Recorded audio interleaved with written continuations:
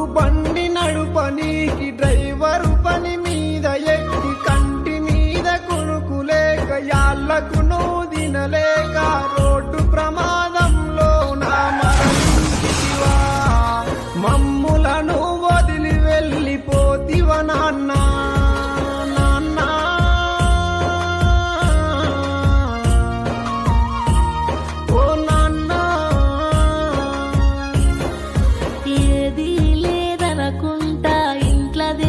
పెట్టినావు అప్పు సప్పులెన్ని ఉన్నా భయపడకే